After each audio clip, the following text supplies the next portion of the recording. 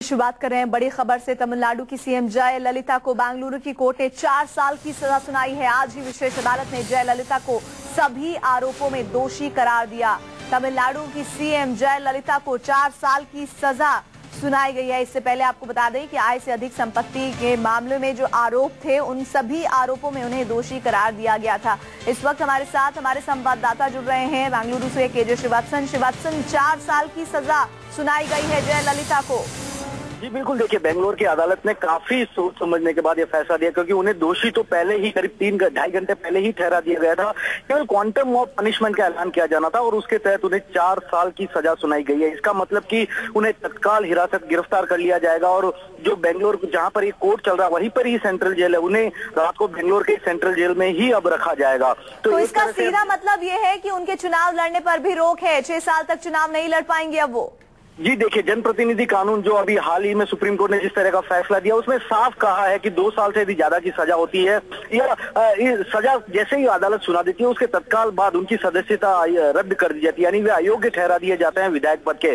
सजा 4 साल की मिली है तो ऐसे में जाहिर तौर पर उन्हें अब जेल में रहना पड़ेगा और मुख्यमंत्री पद तत्काल छोड़ना पड़ेगा। और जो जिस कार में वे बैठ के आई थी, जब अदालत में बैठ के आई थी तो बतौर मुख्यमंत्री आई थी, उनके कार के आगे से जो अशोक स्तंभ है, जो तिरंगा झंडा लगा रहता है, जो मुख्यमंत्री को मिलता है, उसे भी सजा मिलने के साथ ही तत्काल हटा लिया गया था। और अब रोशैया जो तमिलनाडु के राज्यपाल हैं, उन्होंने पूरे राज्य की कानून व्यवस्था की जो हालत है वो उन्होंने अपने हाथ में ले ली और अधिकारियों से वे बातचीत कर पूरे मामले की गंभीरता आगे बढ़ा रहे हैं। और ऐसे में फिलहाल हम आपसे ये भी जानना चाहेंगे कि दावेदारों के नाम भी क्या सामने आ चुके हैं, क्योंकि ये पहले से ही संभावित था कि इस मामले में दोषी करार होने के बाद उन्हें सख्त सजा दी जाएगी, 4 साल की सजा। अब सीएम पद के दावेदारों को लेकर भी किस तरह के नाम आ रहे हैं सामने? जी देखिए, जब जयललिता आज सुबह अदालत आई थी तो वो पूरा होमवर्क करके आई थी, क्योंकि ये 18 साल पुराना मामला है। जयललिता ने अपनी ओर से पूरी कोशिश की थी कि इस ये मामला जितना लंबा खींचे उतना ये खींचता जाए। सबसे पहले तमिलनाडु में केस बुक हुआ था चेन्नई में, चेन्नई से इसे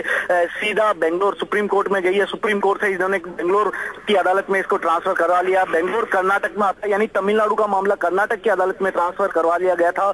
उसके बाद जयललिता के वकीलों ने साफ कहा कि उन्हें सारे दस्तावेज जो चार्जशीट है उनके खिलाफ फाइल हुई है वे उन्हें तमिल में चाहिए, अंग्रेजी या किसी दूसरी भाषा में नहीं। तो चार्जशीट को तमिल में ट्रांसलेट करने के लिए भी काफी वक्त लगा था। तो कुल मिलाकर जयललिता को खुद को इस बात का अंदाजा था कि इस मामले में कहीं न कहीं वे बुरी तरह फंस चुकी हैं और यही कारण है कि उन्होंने अब होमवर्क भी किया था। और जो दावेदार हैं उन्होंने एक कोर कमेटी का बनाई है जयललिता ने, और उस कोर कमेटी में जो उनकी सलाहकार आपके पास आएंगे, लेकिन एक बार फिर से इस वक्त की बड़ी खबर हम अपने दर्शकों को बता दें। खबर ये कि जयललिता पर 100 करोड़ का जुर्माना भी लगा है, उन्हें 4 साल तक की सजा सुनाई गई है। तमिलनाडु की सीएम जयललिता को 4 साल की सजा का ऐलान हुआ है।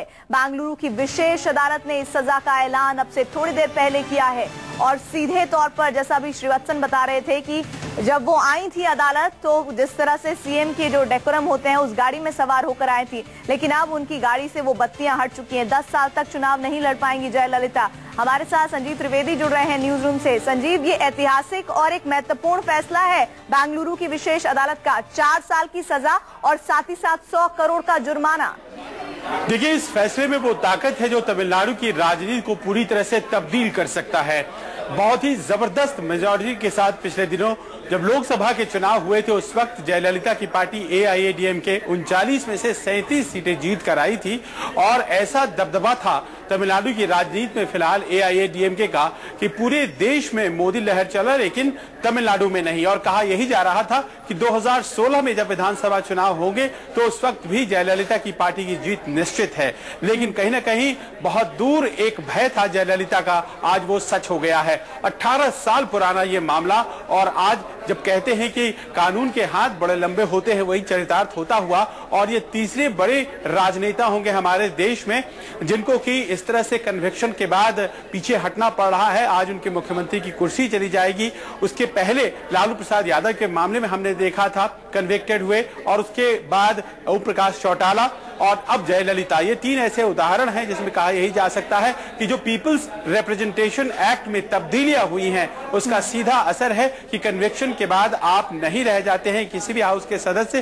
कुल मिलाकर के एक बहुत बड़ा फैसला, और कहा यही जा सकता है कि जयललिता के राजनीतिक करियर का यहाँ पर एक पटाक्षेप होता दिखाई पड़ रहा है। जी। और इसी के साथ ही इस फैसले का राज्य की राजनीति और सरकार पर किस तरह का असर देख रहे हैं आप? देखिए, जहां तक सवाल राज्य की राजनीति का है तो उसमें फिलहाल डीएमके को एडवांटेज बताया जाता है, लेकिन मत भूलिए डीएमके में भी कुछ वैसे ही नेता हैं जो कि भ्रष्टाचार के आरोपों में लिप्त हैं। हालांकि कन्विक्शन अभी बाकी है, लेकिन जहां तक सवाल इराजा का हो, करीमोजी का हो, और फिर जो आरोप लगे हैं हमेशा से के करुणानिधि पर, तो डीएमके को क्या इसका फायदा होगा, इसमें सीमित तरीके से ही दिखा जा सकता है। संजीव, आपको मैं यहाँ पर रोकूंगी। कामिनी जायसवाल सुप्रीम कोर्ट की वरिष्ठ वकील हमारे साथ जुड़ रही हैं। कामिनी जी, ये एक न्याय प्रणाली का ऐतिहासिक हम समझ सकते हैं फैसला है, किस तरह से देख रही हैं आप जयललिता के इस फैसले को? 4 साल की सजा और 100 करोड़ का जुर्माना। नहीं, मुझे ये बहुत ही ऐतिहासिक फैसला है और अभी जो बहुत लोग हैं जिनके खिलाफ केसेस पेंडिंग हैं, उनके लिए भी एक बहुत बड़ा अब उनके चुनौती होगी, और जो जजेस उन केसेस से डील कर रहे हैं उनके ऊपर भी चुनौती होगी। एक बहुत अच्छा जाएगा लेसन जाएगा लोगों को, और मुझे लगता है कि जनता इस बात से कम ये न्यायपालिका में उनका विश्वास और बढ़ जाएगा। जी, जैसा आप बता रहे हैं कि न्याय प्रणाली में ये एक विश्वास मजबूती का परिचायक फैसला नजर आ रहा है, लेकिन अभी हालात मौजूदा देखें तो जो नया कानून हुआ है, जैसा अभी संजीव त्रिवेदी हमारे वरिष्ठ सहयोगी भी बता रहे थे कि अगर जनता के प्रतिनिधि इस तरह के आरोपों में होते हैं तो सबसे पहले तो उनकी सदस्यता खत्म होती है। अब इस हिसाब से देखा जाए तो उनका राजनीतिक करियर कब तक के लिए रुक जाता है? नहीं, अब तो 6 साल के लिए तो राजनीतिक करियर रुक ही जाएगा ना उनका। और इसके अलावा अभी उनके पास विकल्प क्या है? अपील फाइल करेंगे, पहले तो अपील फाइल करेंगे, फिर बेल फाइल करेंगे। पर जो भी हो, अगर अपील और बेल भी होगा पर इनका कन्विक्शन हो गया तो उनका राजनीतिक करियर तो 6 साल के लिए तो वो हो ही जाएगा ना, जब तक कि अपील ना डिसाइड हो जाए उनकी, और अगर उनको अक्विटल ना हो जाए। कामिनी जी, हमारे साथ संजीव त्रिवेदी वरिष्ठ सहयोगी हमारे जुड़े हुए हैं। संजीव, आप पूछ सकते हैं कामिनी जी से सवाल। जी हाँ, बिल्कुल कामिनी जी, दरअसल ये अपने आप में एक ऐसा फैसला है जो तुरंत राजनीतिक करियर, जैसा कि आप बता रही हैं, उसके ऊपर कर्टन्स डाउन कर देता है। अब ऐसे में सवाल ये रह जाता है कि उनके पास सुपीरियर कोर्ट से किस तरह की राहत मिल सकती है और क्या ये राहत संभव है, क्योंकि लालू प्रसाद यादव और ओम प्रकाश चौटाला, इन दोनों के मामलों में किसी तरह की राहत नहीं मिला। बिल्कुल 4 साल की सजा है तो कम सजा नहीं है, और 100 करोड़ फाइन है। सबसे पहले तो जो कोर्ट की सुनेगी, अगर बेल देना भी चाहेगी, फाइन तो उनको जमा ही करना चाहिए, और इमीडिएटली एकदम से तो नहीं हो जाएगी ना बेल। अगर कानून जैसे कानून सबके लिए लागू होता है, इनके लिए भी होगा, तो अगर जब अपील फाइल होगी, अपील की सुनवाई होगी, उसमें कुछ दम पाया जाएगा, तो ज्यादातर कहते हैं कि जब तक 50% सेंटेंस हो जाए या कुछ ऐसा हो जाए तब बेल देते हैं। तो ये जजमेंट देखने वाली बात है कि जज इनके खिलाफ क्या एविडेंस पाया गया है, किस बेसिस पे ये फैसला दिया गया, ये सब देख के ऊपर की कोर्ट डिसाइड करेगी कि अभी बेल देना है कि नहीं देना है। जी, डिफेंस बार बार इस बात को कह रहा था कि 18 साल हो गए हैं और बहुत से विटनेसेस जो हैं उनको जिस तरह से गवाह पहले उनकी हुई थी, उसके बाद वो तरह तरह की बातें करने लगे हैं, केस बहुत कमजोर है, तो ये तमाम बातें कही गई। लेकिन जज साहब ने जो फैसला दिया, ये नहीं कह सकते ना, कोर्ट ने कह दिया कि जो कोर्ट ने डिफेंस को सुन के ही ये फैसला दिया है। इस हमेशा जो भी डिफेंस जब किसी अक्यूज की पैरवी करता है वो तो यही कहता है कि कोई गवाही नहीं है, पर ये सब ज्यादातर गवाही तो कागजी गवाही हो, डॉक्यूमेंट्री एविडेंस होता है, इसमें आई विटनेस का सवाल नहीं है, सब डॉक्यूमेंट्री एविडेंस। जी, तो आखिर में कहा जा सकता है कि संभावनाएं बहुत ही सीमित हो जाती हैं जयललिता के लिए। हाँ, संभावनाएं सीमित हैं, और बहुत सोच समझ के और ये जजमेंट आया होगा, ऐसे थोड़ी की जजमेंट ऐसे ही दे दिया हो, क्योंकि और डिले के लिए कौन रिस्पॉन्सिबल है, ये कहना बहुत आसान है कि 18 साल हो गए हैं, पर कौन कौन रिस्पॉन्सिबल है इस डिले के लिए।